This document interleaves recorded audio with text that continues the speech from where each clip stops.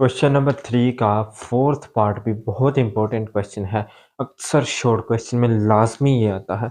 बहुत important question है। इसमें बेसिकली है क्या चीज़ जो कंफ्यूज हमें कर देती है। ये देखिए, हमने थ्योरम पढ़ा था कि लिमिट जो भी एंगल हो वो किसको अप्रोच करना चाहिए, जीरो को। यहाँ पर तो पाई को कर रहा है। ठीक है, सबसे पहले आपने देखना है जीरो बाई जीरो फॉर्म बन रही है कि नहीं। यहाँ पर जब अप्लाई करेंगे साइन पाई जीरो होता है, पाई माइनस पाई वो भी ज़ीरो हो जाएगा, ज़ीरो बाई ज़ीरो फॉर्म बन रही है। अब हमने इसको किसी तरह सिंप्लीफाई करना है, ठीक है? सो हम इसको इज़िली सिंप्लीफाई इस तरह कर सकते हैं, सॉल्व लेट करेंगे जो हमारे पास पाई माइनस एक्स है, इसको हम कोई और वेरिएबल टी हम फ़र्ज़ कर लेते हैं, ठीक है? ये क्यों किया है, ये देखें। अब यहाँ से एक्स की वैल्यू निकाल लें तो क्या आ जाएगा हमारे पास, pi minus t is equal to x. ठीक है, अब ये देखें हमने इसकी वैल्यू क्या फर्ज कर ली, टी। एक्स की वैल्यू भी निकाल ली। अब तीसरी चीज हमारे पास रहेगी, एक्स अप्रोच किसको करेगा। ये हमने थ्योरम में भी ऐसा क्वेश्चन किया था, वहां पर भी मैंने सब्स्टिट्यूशन का मेथड बताया था। अब यहाँ पर देखें कि जब एक्स पाई को अप्रोच कर रहा है, सो टी का आंसर क्या आएगा, इसके अंदर पुट करें। हमारे पास जब पाई माइनस पाई, टी हमारा किसको अप्रोच करेगा, जीरो को। When x approach pi, then t किसको अप्रोच करेगा, जीरो को, from A Q one. Equation number 1 से हमने कहा है कि जब x अप्रोच करेगा पाई को, t हमारा अप्रोच करेगा जीरो को। सो ये तमाम जो हमने फर्ज किया है इसके अंदर करेंगे, हमारा क्वेश्चन इजीली सॉल्व हो जाएगा। Limit t approaches to zero, sine into pi minus t divided by t। अब यहाँ पर आपने फर्स्ट ईयर में अलाइड एंगल्स और sine into alpha plus beta, sine into alpha minus beta, इनके फार्मूले पढ़े थे। यहाँ पर या तो अलाइड एंगल्स लगा लें या आप यहाँ पर फार्मूला अप्लाई कर लें, यहाँ पर डिपेंड करता है। इसको ओपन करेंगे, limit theta T approaches to zero. जब इस पर मैं तो लाइट एंगल्स मुझे इजीली लगते हैं तो मैं वही इस्तेमाल कर रहा हूँ, और फार्मूला भी इस्तेमाल कर सकते हैं। यहाँ पर क्या आ जाएगा, sine T divided by T. इसके बाद हमारे पास क्वाड्रेंट सेकंड आता है, पॉजिटिव साइन ही आएगा हमारे पास। अब यहाँ पर देखें, limit T approaches to zero, sine के साथ हमारे पास एंगल भी टी है, नीचे डिवाइड भी हमारे पास टी हो रहा है। सो इसका आंसर हमारे पास 1 आ जाएगा। इस क्वेश्चन की इक्वल आ गई 1 के। सो ये आपने जितनी हो सकता है आप इसको प्रैक्टिस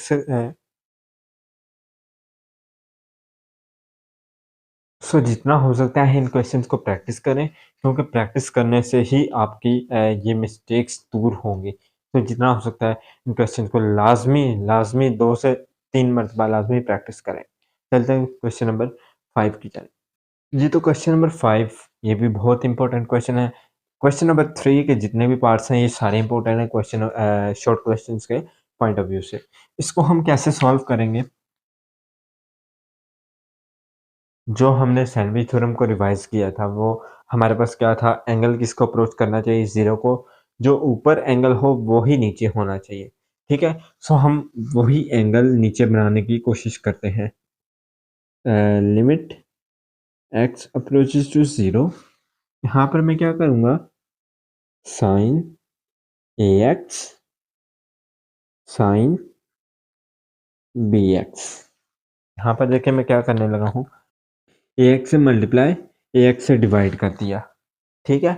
नीचे मैंने क्या किया, बी एक्स से डिवाइड कर दिया, बी एक्स से मल्टीप्लाई कर दिया। ये सारा कुछ एक ब्रैकेट में हो रहा है, ठीक है।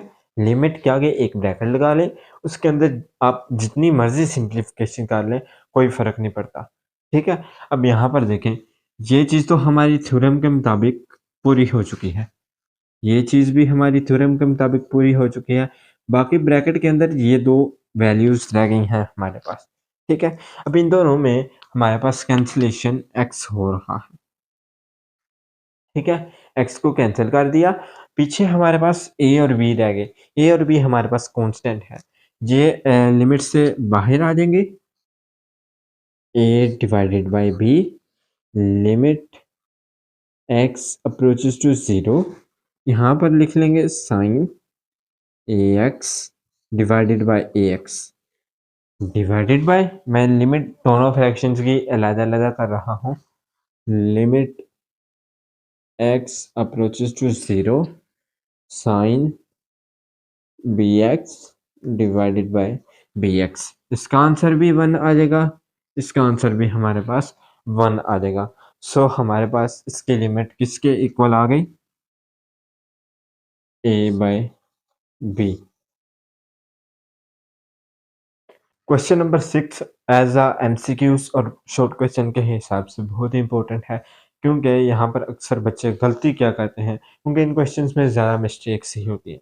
मैंने थ्योरम में भी बताया था, ये थ्योरम एप्लीकेबल किसके लिए है? सिर्फ साइन के लिए। यहाँ पर बच्चे क्या देखते हैं, एक्स अप्रोच कर रहा है 0 को, ठीक है, इसको नीचे ले आएंगे, मीन्स के फ्रैक्शन को नीचे ले आएंगे इस तरह, यानी यहाँ पे आ जाएगा 1, यहाँ पे आ जाएगा x, ठीक है।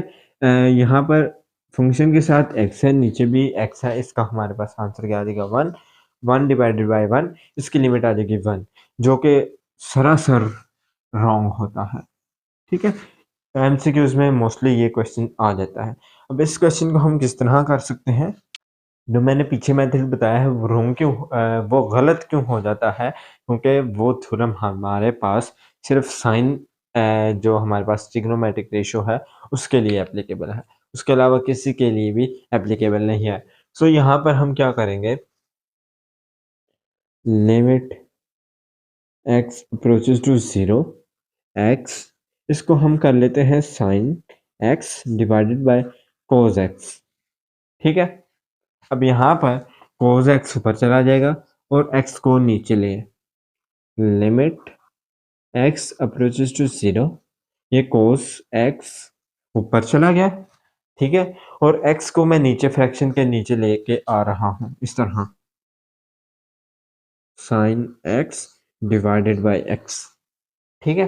अब ये रिक्वायरमेंट तो हमारी पूरी हो जाएगी, ठीक है। ऊपर भी लिमिट अलग कर दें और नीचे भी लिमिट अलग कर दें, limit x approaches to 0 cos x divided by limit x approaches to 0 sin x divided by x।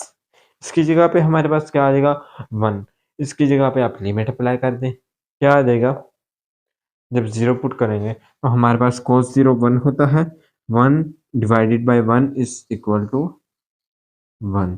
सो ये हमारे पास क्वेश्चन नंबर 6 की लिमिट आ गई है।